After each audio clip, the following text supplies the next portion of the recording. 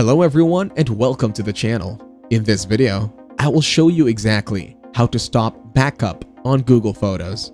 Let us dive right in and open the Google Photos application. Navigate to the bottom left where you will click on Photos.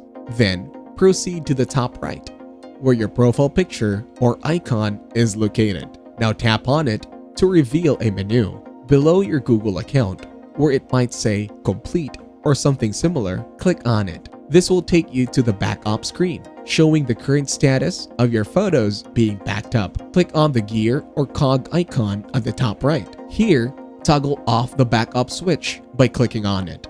This action will halt the backup process. Note that the photos already backed up will remain on Google Photos. If you wish to remove them, you will need to delete them individually. If you enjoyed this video, like it and share your comments or questions below.